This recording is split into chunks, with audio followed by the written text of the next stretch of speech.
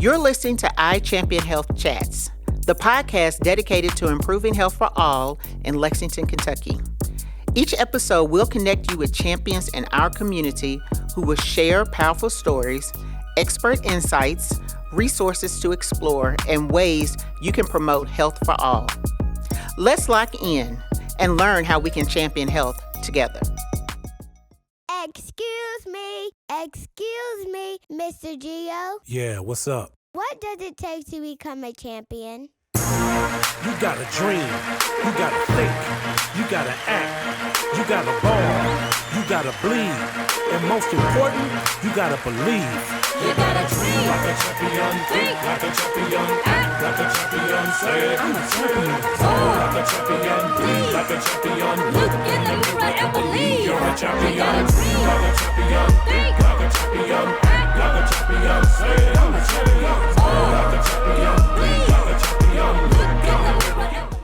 All right, good morning to all of our listeners and viewers, and welcome to another episode of IChampionHealth Chats. Today, we are located in the Gatton College of Business and Economics building on the University of Kentucky. I am your host, Gibson. I am a violence intervention specialist and founder of the Operation Making a Change program. My co-host today, joining me, Olivia Jennings. Good morning, everyone. So I'm a new Vista support employment specialist, OMAC volunteer, and also an IChampionHealth leader. I'm really excited to be here today. And so from here, we're going to be talking about mental health, also the unhoused community, and how we can meet those basic needs with our guest here today, talking about mental health and how that connects with that. So, and that relates to IChampionHealth in regards to making health accessible for all and health for all, no matter what someone's situation is. All right, and today's guest joining us, Mr. Jonathan Richardson.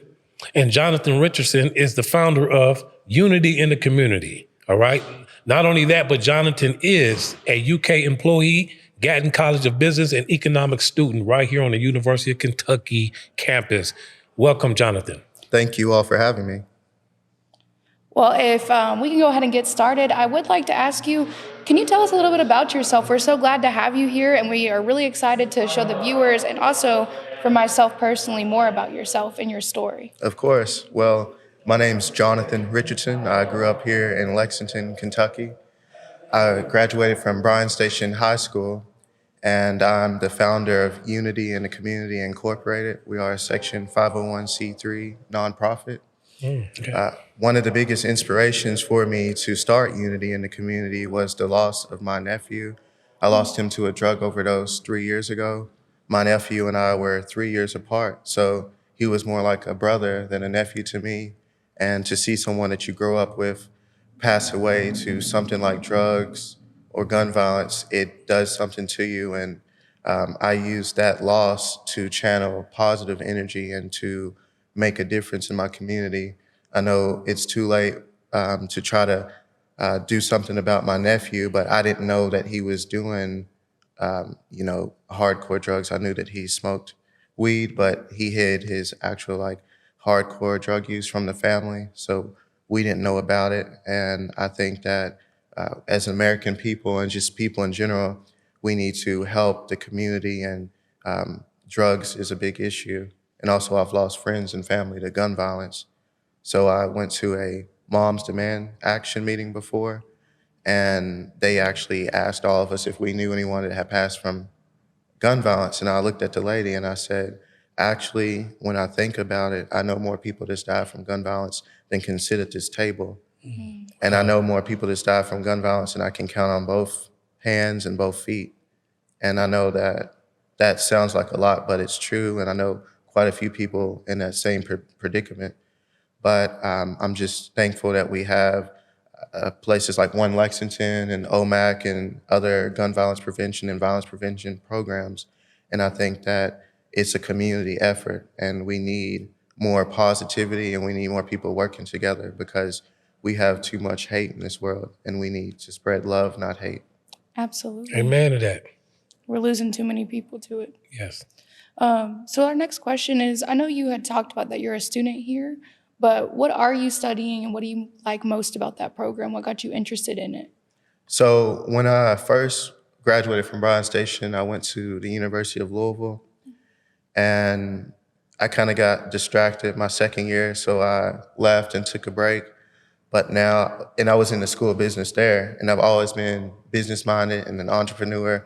I remember in sixth grade, I used to sell CDs to everybody at my school. So I've always been basically a hustler and finding ways to make money. And I started buying stocks when I was 13 years old. So I've been into the stock market. I got into crypto in 2017.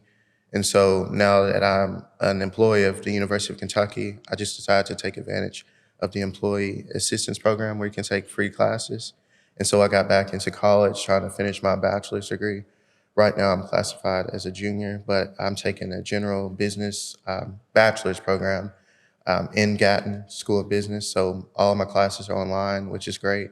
Because parking's crazy and just trying to get to campus. And expensive. And I think that's the new wave of the future, online classes. We especially saw that during, the pandemic. A lot of people were doing Zoom, and basically online is a new thing now that a lot of people do. It used to be only a few people did online classes, but pretty much everyone around the world's online, and it's pretty cool. Yeah, it gives you a lot of flexibility too, especially with work schedule. Yeah. So you can work outside of that and gives you more time to focus on it. But I want to go back to your organization with Unity in the Community. What exactly do you do with your organization? What do you see, or how are you helping in the community, and how can we help with that? I love that question because I got it asked a lot, especially when I first started, because with nonprofits, there's a lot that you can do. You don't have to just do one thing. And that's the one thing that I'm proud of with myself is that, yes, we help the unhoused community. Here in Lexington, we have about 2,500 people that's experiencing homelessness. So we help with the unhoused community. We pass out food, clothing. We were fortunate enough to get some funding from the city of Lexington. So we got a lot of the unhoused new shoes. I just rode around Lexington. I saw people that were on common areas where they usually panhandle that needed shoes. I would look at their feet first, and then I would make sure I had like random sizes. So I went to Walmart and bought shoes from sizes 8 to maybe 13 and passed out shoes. And now we've been on the news quite a bit, so we're getting people from the community that's supporting us, and they're donating clothes to us. And we also have this website where we can get brand new clothing from places like Walmart and Nike. That's basically customer returns or just unused inventory that they give to this big nonprofit called Good 360, and then other smaller nonprofits or just nonprofits in general and churches can order from their website. But the only thing with that is sometimes you can't determine what sizes you want. You can't say I need like 20 extra larges and 20 mediums and things like that. You basically just get whatever they have. Right. And so that's kind of a challenge because sometimes I have like a size 3X or 4X coat and I'm struggling trying to find someone in the community that can use it. So we help the unhoused. We just got a grant to pay for swim lessons for underserved youth in the community. I'm really proud of that because swimming's one of my favorite things to do. Yeah. And a lot of kids that come from disadvantaged backgrounds can't afford swim lessons. They're super expensive right now. I think 3 days worth of swim lessons at one of the private colleges here in Lexington is around $150. And I don't know about you all, but $150 is a lot to me, and it's probably a lot to most Americans right now. We have inflation, so being able to help with things like that. Also, I'm looking into getting into some local park cleanups. So I'm big into recycling and the environment, but I'm always open to suggestions. So as far as ways people can help, we just need more volunteers. I really need someone to help me with grant writing because that's a big one too. Mm-hmm. So a grant writer, more volunteers, and just more support from the community, which we have, but we could always use more. Yeah. And what are some of the challenges that you've seen? I work a lot with homeless and unhoused populations as well within my job during the day. So I wanted to know what do you see are some of the needs that aren't being met as well? Well, as far as needs not being met, I would say that the city's doing a really good job of helping the unhoused community. It's just what I've seen growing up here. Every year we're getting more and more unhoused people, and I think it's a problem across the country. So I think that we just need more organizations to come together in unity. And that's what I'm proud of, because this is the United States of America. And we know that, a house divided amongst itself cannot stand. So we have all these nonprofits in Lexington and all over the state and the country. And I think that we need to do more things like this where we can come together on podcasts and talk and have conversation. My uncle, his favorite thing to say is conversation rules the nation. And that's basically just talking about how communication is critical, and just coming together and having conversations with people and working together.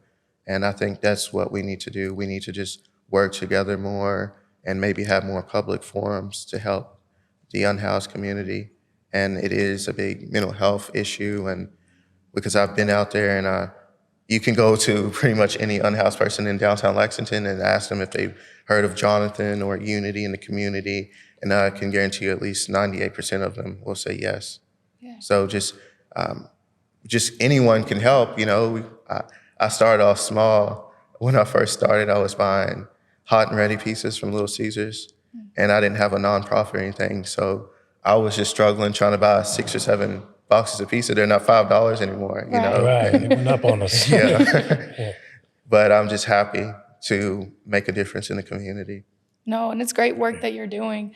And when you're talking about collaborating and working with other organizations and communication and really building on that unity piece, what are some of the organizations or nonprofits that you are working with currently? So currently, we applied for the One Lexington Gun Violence Prevention Grant. So I'm hoping that we can get that. I've met Devon Krama. He's a really cool guy. He's one of the people that inspired me to get more involved in the community. And also finally getting to meet Gio with OMAC. That's really cool. I saw him at the Peace Walk, and I saw some of the things that he'd been doing on social media. And who else have we worked with? My church, they said that they would help me. They have a missionary group. But I'm just always open to work with more people, because a community consists of a lot of people. It's not just one person. And, right. I can't be like Batman or Spider-Man and do everything by myself. And I know that. And I'm happy to have a team and be a part of a team. Yeah, absolutely. I was going to ask you what community meant to you. So is there anything else that you would like to add on what community means to you, or what you would think community would want to look like here in Lexington? Yeah, and I forgot to mention one thing as far as groups that I've worked with. One of the UK football players, his dad actually reached out to us. The football player's name is Dane Key. He's one of the receivers here. And they grew up in Lexington, so his dad's really cool. He played at UK too. So he's donated food and clothing, and I met his other son who's in the NFL now. But what was the other question? Oh, I'm sorry. And it was expanding on what community means to you. I know you kind of briefly touched on it earlier and kind of throughout the whole episode so far, but what does community really mean to you, or what would you want community to look like here? So community, to me, that's a beautiful question, because I've actually been trying to get help with some local artists and just artists in general with making a logo, because we don't have a logo now. And a question I always get from people when I'm telling them that, the name of the organization is Unity in the Community. And me, the best I can do is probably do stick figures. I have a brother, he's good at drawing, but I'm not like really artistic when it comes to drawing and painting. So there's been artists and they want me to make a sketch or an outline of what I think community and unity looks like. And I basically just describe it as people coming from diverse backgrounds, working together, because obviously this country is a melting pot. We have people from all over the place. We're one of the most diverse places in the world, and Lexington itself is becoming more diverse. I'm 32, and I can just remember being a kid, and now looking at it now, just how much the diversity has increased here. We have a lot of people coming from Congo. We have people coming from Latin America, everywhere. And it's beautiful, because you can go outside of Lexington and Louisville and you don't see the diversity like we have here. Right. So community looks like, to me, people working together, people from multiple backgrounds, and peace, love, and harmony and happiness, Absolutely. which we need more of. Oh, yeah. No, I love that. And I agree with you with Lexington growing in diversity. I'm also from Lexington. And so even though I'm 24, so a little bit younger, I've seen it grown in diversity over the years. Even though like I lived in Richmond and coming back to Lexington, it's just such a different feel from, even though it's 30 minutes down the road and you see it now from Lexington, it's just grown. And it's such a beautiful thing. And I really like, especially with working with OMAC and with IChampionHealth, I've been able to see some of that diversity and being able to see people interact from different backgrounds. And it just is so nice. It's so refreshing. Exactly. So, Gio, did you have any questions that you wanted to ask before I go into our fun question? No, we can just go ahead into the fun question. And man, you have a really good heart, man. I Thank you. appreciate everything that you do. So our random fun question is going to be, what household disaster happened to you? Oh, that one, it's a little bit embarrassing, but we used to have an apartment, me and my girlfriend, and we didn't have renter's insurance, and we had a small apartment fire. Oh, man. Yeah. So everyone listening, I encourage you, because I didn't know I didn't know the importance of renter's insurance, and I thought that it came with our lease. I didn't read the lease carefully. And basically, everyone out there, get renter's insurance if you don't have it.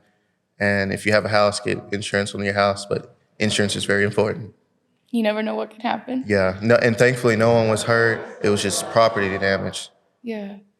Well, I'm glad nobody was hurt. And I'm going to turn it over to Gio for a little bit to get more into our topic about mental health. All righty. Again, so let's go ahead and dive right in. You may have already answered, a lot of things that, I want to ask you.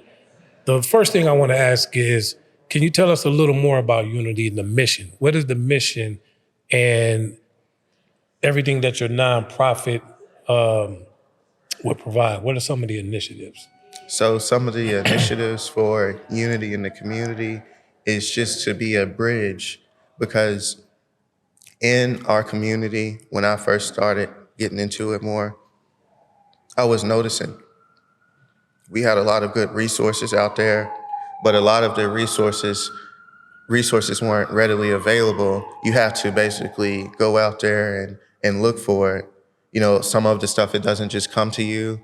And me being a Lexingtonian, I was kind of amazed about all the great opportunities and groups we have here. And I knew about some. It's just that I think that, and it's just how the media and things work, bad things, it's easy to learn about the bad things, and you hear about it all the time. Like if someone gets shot, it'll be on the news and you'll see the people that did it. But the good things that people do, it makes the news too. But a lot of times that's not really promoted or, I guess, advertised enough. Right. So Unity in the community, we just are about bridging gaps and helping people and making the community a better place for all.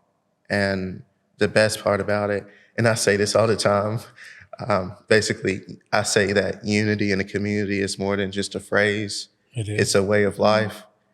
And I think that you can't have a community without unity. Wow, that's amazing, man. Unity in the community is a way of life. I've never heard it from that standpoint. And that's something that I, myself personally, we definitely need that unity back in our communities. Wow, That's amazing. So you talked about some initiatives, and there's always challenges and things that we do in life or goals that we're trying to reach. What are some of the challenges that you can talk about today in your line of work? I guess some of the challenges is just getting name recognition and getting people willing to partner with you. And also, I want to say it's the smallest thing now because I'm looking at life differently. And I'll share a quote with someone that I think he was a legend and a really good guy. But basically, getting that name out there, because you know how they always say sometimes it's not what you know, but who you know? Yes. So I'm learning that. And obviously I've taken marketing classes and, it's such thing as the book sense and then, street sense and common sense and things like that. So I think that I'm just learning, and I was actually invited to Gatton to speak to a class because one of the professors saw one of my articles, and I taught to his real estate class. But I told the class that the same thing that I'm talking about now is basically the whole thing as far as not what you know, but who you know. Because when you're out there trying to make a difference in the community, obviously it's multi-layers, and you gotta, like, I'm meeting the founder of OMAC and you all and Radio, IChampionHealth Radio, right? Champion Chats, I Health champion Chats. Health Chats. Close enough. So just getting to know about all this stuff, like there's so many people out there, they don't know just all the resources that's in their community. And to be able to learn about what all is out there and finally tap into it, I'm actually proud of myself because, my dad, he was one of the first in the family to actually, establish financial literacy, and he started his own business and accumulate, the American dream and things like that. But I didn't have rich grandparents, and I didn't have someone to give me a small loan of $1 million. So my dad always tells me, you have to crawl before you walk. Yeah. And so that's what I've been doing with this journey is I've been crawling, and finally I'm starting to get to walk a little bit. Okay. And now it got to the point where I used to have to be the one reaching out to everyone. And I've sent so many emails. I've probably sent like 1,000 emails about unity and trying to work with people and learn about everything. Networking. Yeah, the whole networking thing. And it does get a bit exhausting sometimes. And sometimes you feel like giving up. But then when I feel like giving up, I think about all the, I guess I can call them soldiers that I've lost, because life is kind of like a battle. And I think about my nephew. I think about my friend Ken. I think about people like Ray Mard, went to high school with at Bryan Station, and Quante, all these people. Like, seriously, I would have to have a big, 1,000-page notebook and sit here for probably 30 minutes and think about all the people I've lost to gun violence. But I know them. It's so hard. Like, if you only lost one person, it's easy. One name, write it down. So me, unfortunately, it's sad, but it's true that it's just so many like that. And I guess the other challenge, which I'm trying to not worry about as much, but I know that you gotta have it in this world, in the society we live in, is just the financial part. Because I've proven that I can do a lot with little. I'm not one of these nonprofits that has like I'm not Goodwill and have $1 billion or anything like that, but I've proven that I can still make a difference with the support of, my team and volunteers and the community, that we can make a difference. You don't have to be rich, That's right. like financially rich. And I was watching a Bob Marley interview.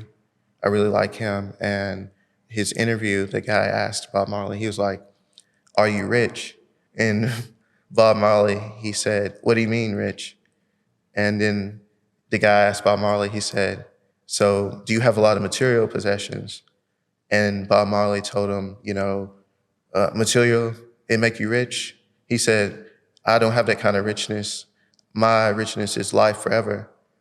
And I think that we all need to look at life like that too, because at the end of the day, all this gold, silver, these Ferraris, big houses, big bank accounts, Gucci shoes and socks and whatever, $10,000 suits, none of this is going to be able to go with you after you check out, and none of us live forever.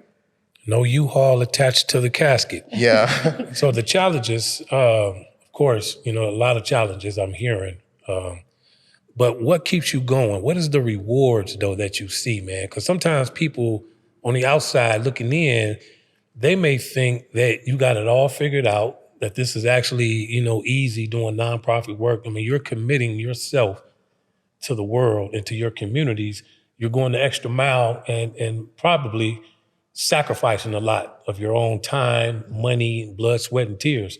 What are some of the rewards from all of this, though? Some of the rewards, this one, I have a hard time showing my emotions, but when I think about that, it makes me a little bit sad, even though I'm not showing any tears, like internally, just thinking about the difference and the impact. And like, I'm looking at myself, I'm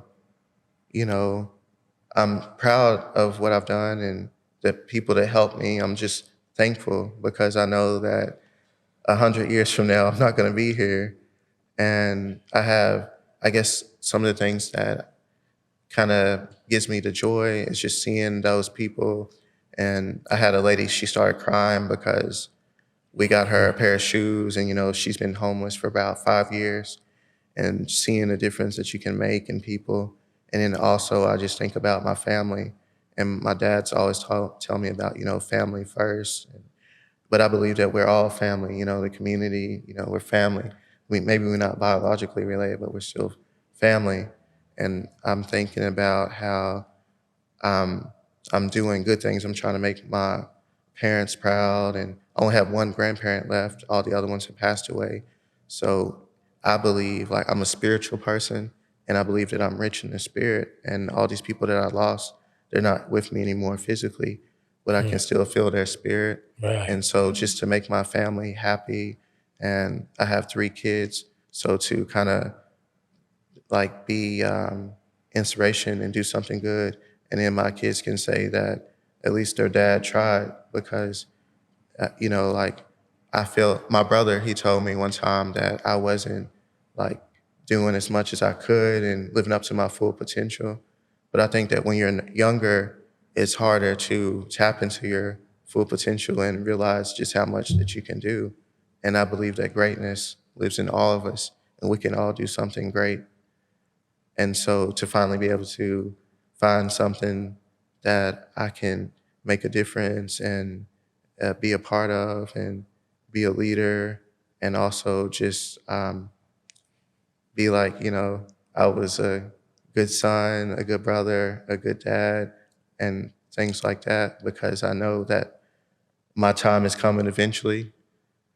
I won't be here forever. Maybe my kids and grandkids and cousins, somebody, when I'm not here anymore, they can listen back to this and remember that I tried. Because at the end of the day, life is about trying, and it's easy to give up, especially when you come from the bottom. I didn't come from the bottom, but I know people from the bottom, but I'm coming from the bottom with this as far as starting a nonprofit. So like Drake said, started from the bottom, now we're here. Are we here? Yeah, so we're here. kind of here, and we're here in this podcast, right? Yeah. So shout out to all the supporters, and I thank the University of Kentucky. I thank OMAC and your podcast here, I keep forgetting, IChampionHealth. So thank you, everyone. And I think that's one thing too. My dad, he gets on me for not being grateful for the things that he helps me with, because, I'm the youngest, and I feel like the youngest, sometimes you are the one that, quote, is more like spoiled and things like that. So you take for granted the things that you have. So I'm just sorry for not being appreciative, because there's so many people that don't have the things that we have, and they don't have a roof over their head. They really don't have much, but I'm just thankful. Always good to be thankful, man, and have gratitude. What is needed in the community right now? How can we do better? How can we do better, and what is an immediate need in the community, in your opinion? I think the immediate need in the community is unity. Okay. And I just think that, for instance, especially when I first started, I reached out to people that had already been established. And there's some people, they've been around so long and they already have their success and they're known. So even though it's a nonprofit, they still kind of look at it as sort of like a business or an investment. So I had some people, they didn't want to work with me at first because they never heard of me as far as unity in the community, and they already had their thing going. So I just think that we need people to kind of like work together and lift your fellow brothers and sisters up, and just to remember, because I think sometimes people forget, once they get up to the top and they have their level of success, they forget that they, maybe even if it was like 30 years ago or whenever it was, they once had to start from the beginning too. So we just have, in this community, we need people to just come together more and to, I think, have more open forums. I went to the city hall meeting a few weeks ago, and I spoke for like 3 minutes, And there I wasn't complaining about anything. Some people, the only time they go and make a public comment is when they want to complain. Right. But I went there to thank the city of Lexington because we got a little bit of the neighborhood development funds. So I thanked the city and the council members and the mayor and all them. And I think that this is what we really need. People in this community, they need to realize that their voice matters, because people feel like they don't have a voice and they feel voiceless. But at the end of the day, the beauty of this country is our freedom of speech. And like 80 years ago, someone that looked like me wouldn't be able to go to this university and to talk about things like this and go to the same schools as everyone. Like now we have integration, we're all together and we're working together. So we've made a lot of progress, and I'm proud of Lexington and in this state. And I'm proud of everyone. I just think that we need to come together more and have more unity and more peace and work together, because I feel like sometimes it seems like we don't have people. It seems like to me, because I played sports growing up, I played baseball and team sports. I might have not been like Michael Jordan or anything, or Right. King Griffey Jr., but I was okay. But I learned to work as a team. And I think that it seems to me like we need people to be more team players. We're more, you're saying we're more divided than unified. Yeah. We can unify, come as one, we're stronger together. Right. Yeah. Stronger together. All right. Well, Jonathan Richardson, for our listeners and viewers out there, how can they get involved with you? Where do they find Jonathan Richardson? How do they get involved with Unity? So one of the things, they can Google me. I like Google. Everyone's using Google, so just Google Jonathan Richardson, Lexington, Kentucky.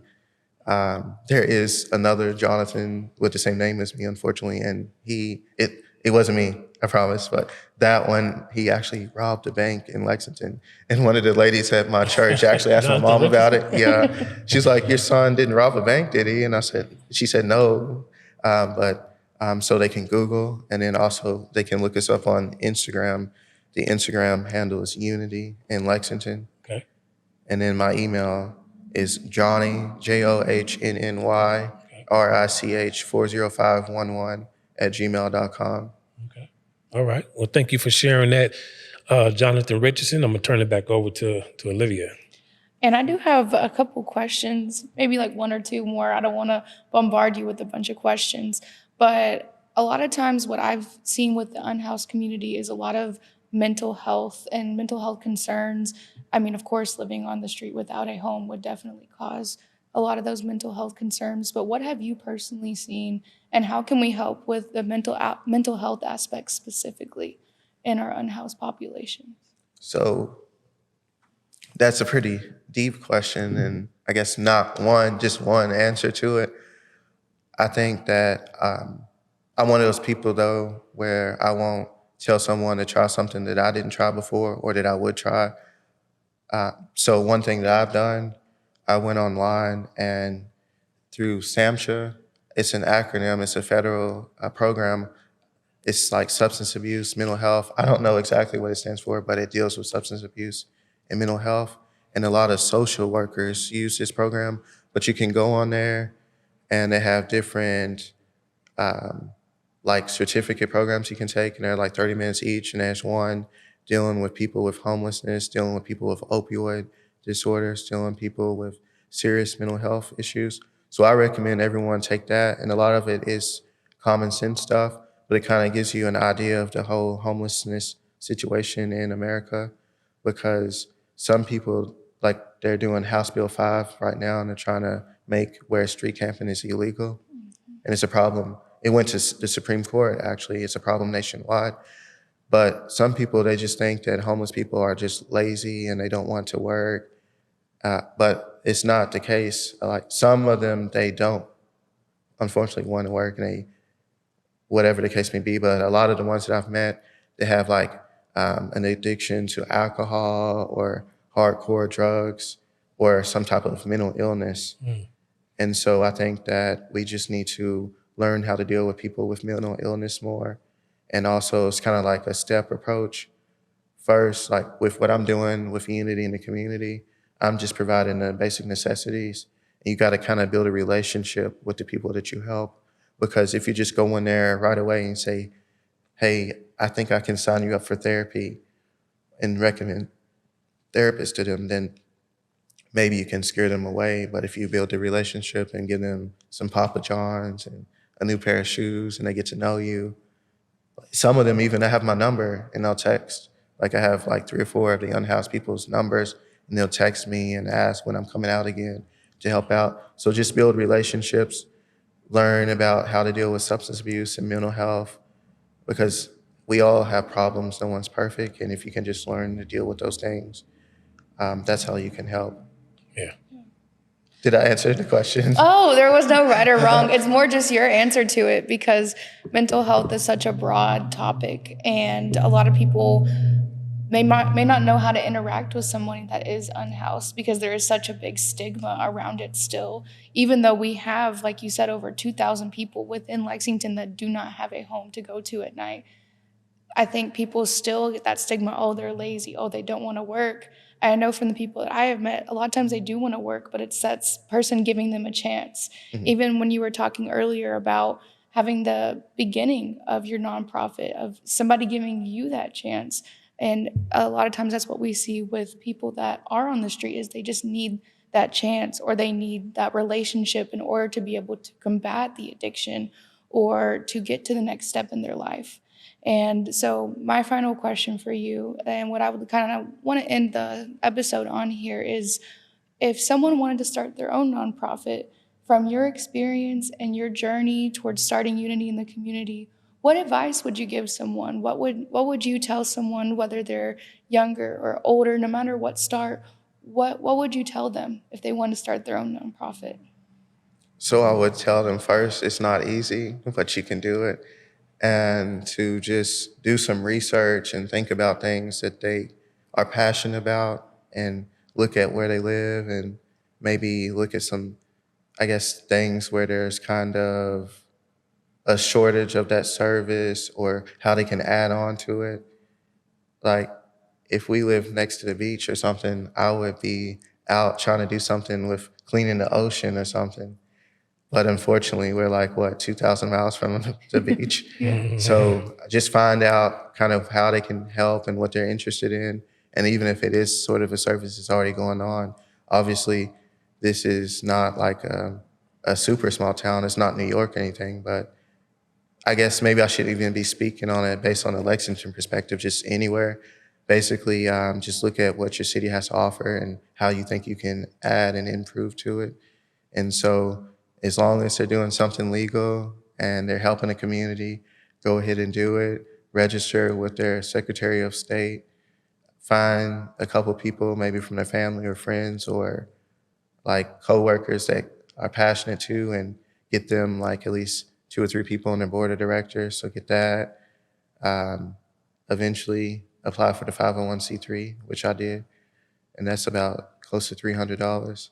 So have at least maybe $1,000 just sitting aside to invest in the nonprofit, because unfortunately it's not free to get started. It's not super expensive. Like you got to put a little bit of money into it. And there's a way, there's a will though. Yeah, and just be determined and never give up.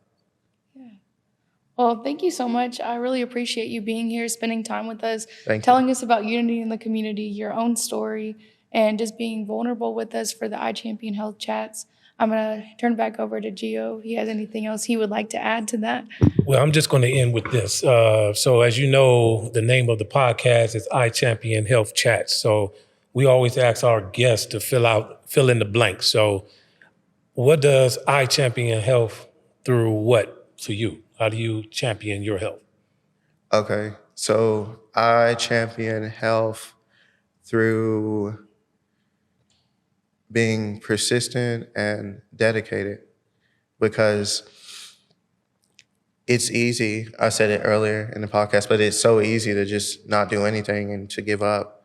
The hard thing is to live and try to make a difference and just try anything.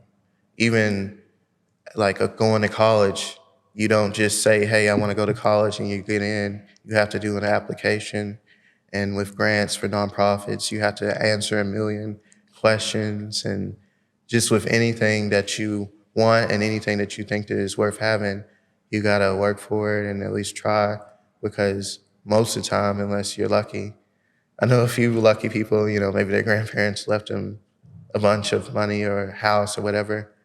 But most of the time, you got to get it through the mud and work for it. Absolutely. All righty. So viewers and listeners, we want to thank you again for tuning in to another episode of IChampionHealth Chats. Once again, I'm your host, Gibson, my co-host, Olivia Jennings. And again, we want to thank Jonathan Richardson for coming by for just having a wonderful conversation, man. I just think you're a genuine brother, and we need to get behind this brother. So make sure you get in tune with Mr. Jonathan Richardson of Unity and learn more about his initiatives in the community. Thank you again. Have a blessed day. Thank you for tuning in to IChampionHealth Chats. If you enjoyed this episode, please be sure to hit the follow button in your favorite podcast app and share with your community. You can connect with us by searching at IChampionHealth on social media or by emailing ichampionhealth@uky.edu. IChampionHealth is a collaboration between the University of Kentucky Prevent Alliance, Operation Making a Change, and the United Way of the Bluegrass. The IChampionHealth team encourages you to get vaccinated for COVID-19 and stay up to date with boosters. Vaccines are a safe and effective way to protect yourself and your community. This podcast was supported by funds made available by the Kentucky Department for Public Health's Office of Health Equity, from the Centers for Disease Control and Prevention, National Center for STLT, Public Health Infrastructure and Workforce, under RFA OT 21-2103. The contents of the podcast are those of the authors and do not necessarily represent the official position of or endorsement by the Kentucky Department for Public Health or the Centers for Disease Control and Prevention.